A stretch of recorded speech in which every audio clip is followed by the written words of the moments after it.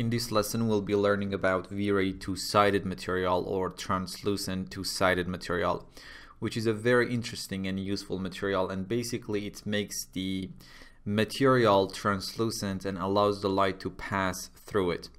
It's widely used to simulate thin translucent surfaces like lampshades, paper, leaves, curtains, and so on. So let's see how it works. Let me quickly show you what's going on in the scene.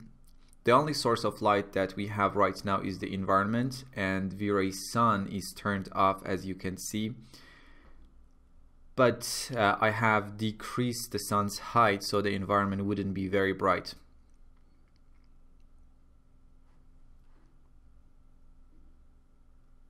Now let me show you a render of what our scene is looking like right now. There you have it. And as you can see, it's a kind of moody render. What we are trying to do here is to turn this table lamp on and apply a realistic translucent material to the lampshade using V-Ray two-sided material. Let's open up our material editor and apply a simple V-Ray material to the lampshade.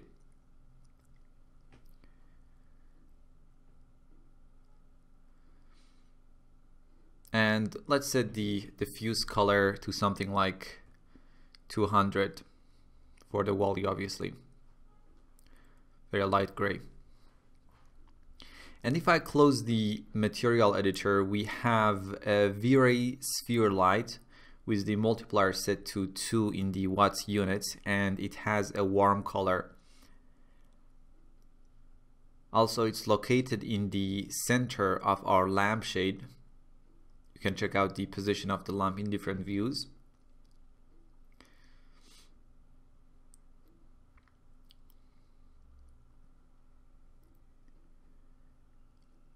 Okay, now let's turn this light on and take a look at a render with this light on.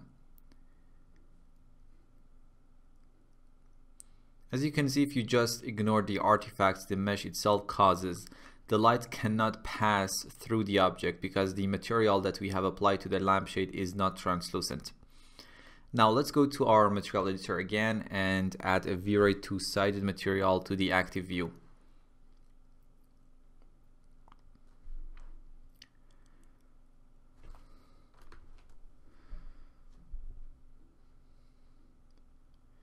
Now, we'll be exploring the parameters in the two-sided material later on, but right now the only thing we need to do to make our material translucent is to connect our V-Ray MTL to the front material input of the V-Ray two-sided material and apply this two-sided material to our lampshade.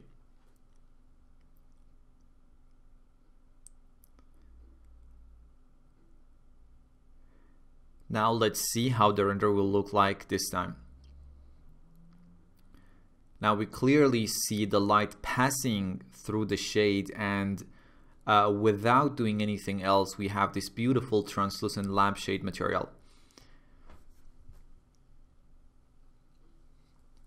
Now let's get back to our V-Ray two-sided material and take a look at its parameters.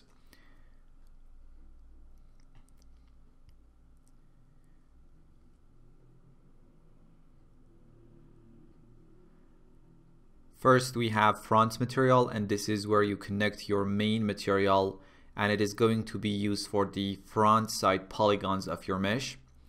Then we have back material, which is the material that we will use for the backside polygons. By default, it's grayed out, and that means the same material that you have defined as the front material will be used for the backside polygons as well. But if you want to use a separate material for backside polygons, you can enable this checkbox and use your desired material here.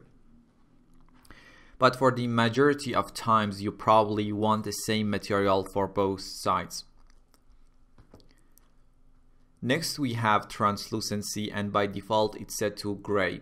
Using this, you can control how much translucent you want your material to be. So if I use a brighter color compared to this gray color, more light will be able to pass through the surface, and if darker color was used, less light will pass.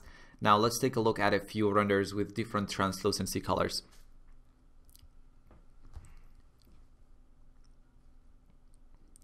For the first render, I set the translucency color to a dark gray with a value of 25.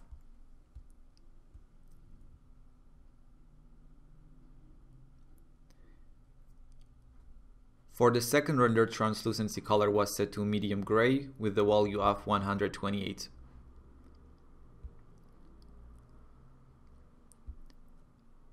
And for the final render, a light gray color with the value of 210 was used.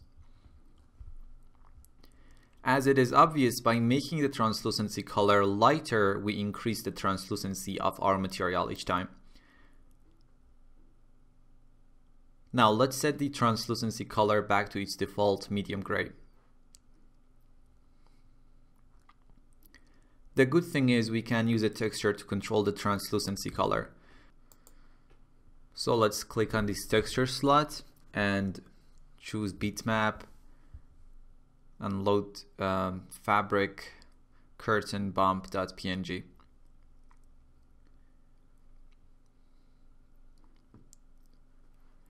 If I select this bitmap node and click on the view image, where the map is lighter we get more translucency, and where it is black there would be no visible translucency. Now let's render the scene and see what we get this time. Now we see how this map is controlling where is translucent and where it's not. And finally, using this translucency value, you can mix between the texture and the color. Let's set this to 50, and the overall translucency of the lampshade now will be controlled by both the color and the map.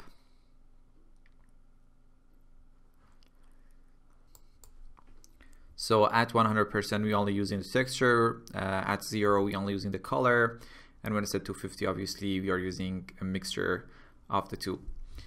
And as you can see in the frame buffer, compared to our previous render where we only use the map to control the translucency, now we have both the color and the map controlling translucency. And the pattern, the fabric pattern, isn't that obvious this time. Now back to our V-Ray two-sided material, we have multiply by front diffuse. When enabled, the translucency is multiplied by the diffuse color of the front material. Then we have 4 single-sided submaterials. When enabled, which is the default state, the submaterials will render as one-sided materials, and turning this option off is not recommended. One very important note about the V-Ray two-sided material is that it should be applied to objects without any thickness, or basically non-shelled objects like plane, for example. Otherwise it can result in a huge increase in render time. Now for the final render, let me quickly add a V-Ray color map.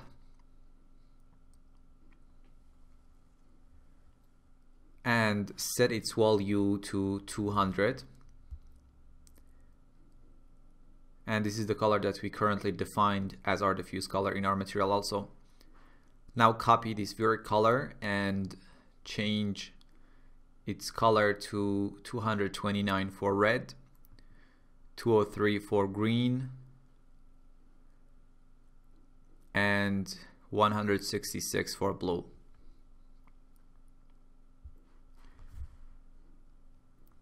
So now copy V-Ray color again, and this time let's use a cooler color like 166, 229, and 229. Now I'm going to render the scene 3 times, and each time I'll be using one of this V-Ray color map as the diffuse color. For the first one, let's connect the first V-Ray color to the diffuse map of our base material. Also in the render setup window, let's change the image sampler to bucket image sampler and use 0.005 as the noise threshold. In the GI tab, set the irradiance map subdivs to 85 and interp samples to 25. And maybe we can use something like 1200s for the light cache subdivs. In the comment tab, let's change the dimensions to 1600 by 1200. Also, I'm gonna add a V-Ray denoiser render elements in the render element tab. And let's set its preset to mild. Now we can start the renders. And here is our 3 renders with different diffuse colors for the lampshade.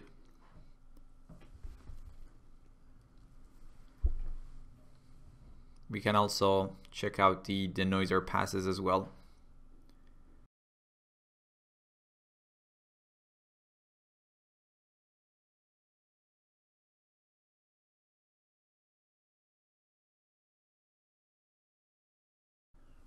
Perfect. So that's about V-Ray two-sided material. See you in the next lesson.